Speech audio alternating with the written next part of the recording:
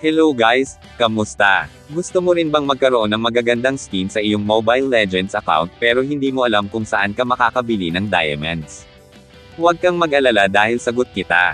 Sa bidyong ito tuturuan kita kung paano at saan ka makakabili ng diamonds sa iyong Mobile Legends account gamit lamang ang regular load sa iyong SIM card. Pero bago ang lahat, kung bago ka pa lamang dito ay i-like mo ang bidyong ito para mas i-recommend pa ito ni YouTube sa iba pang mga viewers na hindi pa alam kung paano mag-recharge ng diamonds. Ngayon magsimula na tayo, bale ito pala ang aking Mobile Legends account.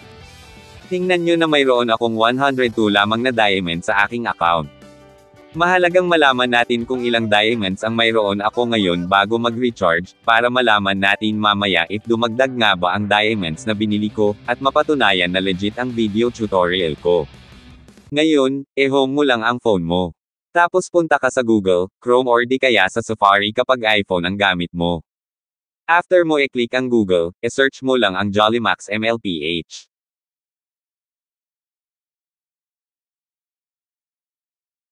At kapag lumabas na ito ay pindutin ang Jollymax, at kusa ka na nitong dadalhin sa Diamond Store nila.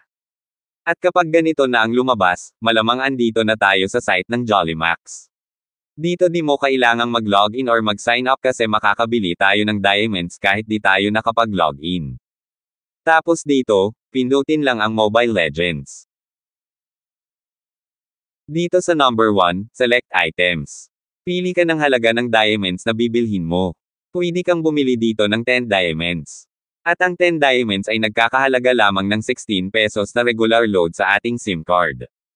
Pwede ka rin pumili dito ng 22 diamonds. O di kaya ay 56 diamonds. At marami ka pang pagpipilian na malalaking halaga basta kaya mo lang itong bayaran gamit ang regular load sa iyong SIM card. Dito nga ay 10 diamonds ang bibilhin ko. Tapos kapag nakapili ka na ng halaga ng diamonds na bibilhin mo, ay scroll up mo lang. Tapos dito sa number 2 ay ang payment method, ano ang gagamitin mong pambayad. Dito may mapipili ka tulad ng GCash, PayMaya, GrabPay at iba pa.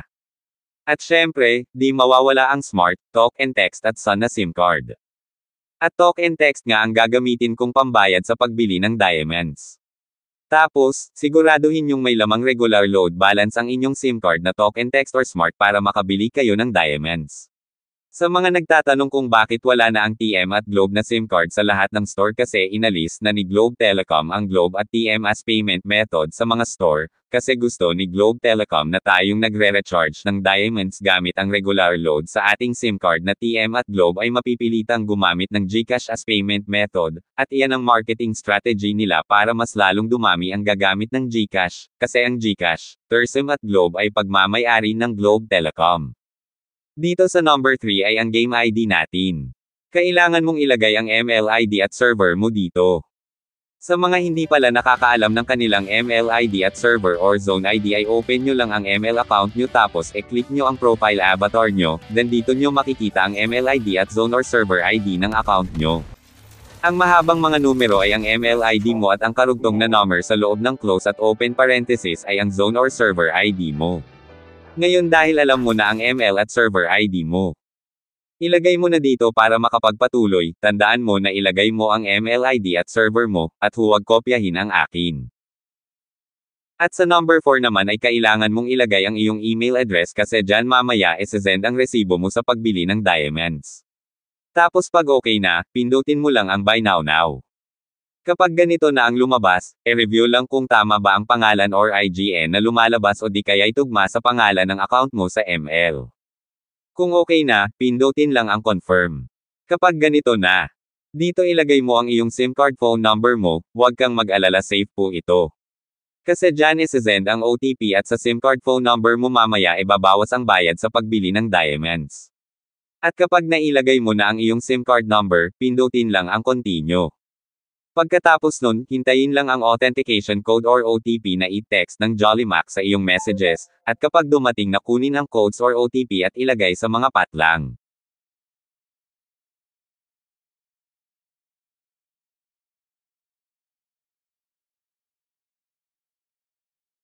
At kapag nakuha at nailagay mo na, pindutin lang ang continue.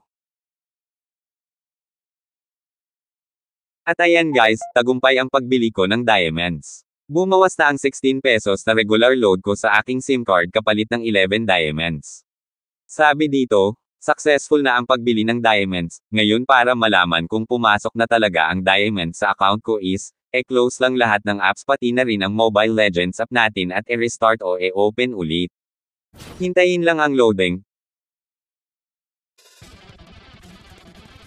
At ayan na nga guys, pumasok na ang 11 diamonds na binili ko. Di ba kanina ay mayroon lamang akong 102 na diamonds at ngayon ay naging 113 diamonds na. So ayan lang guys, kung nakatulong sa iyo ang bidyong ito like mo naman para mas i-recommend pa ito ni YouTube sa iba pang viewers. Salamat!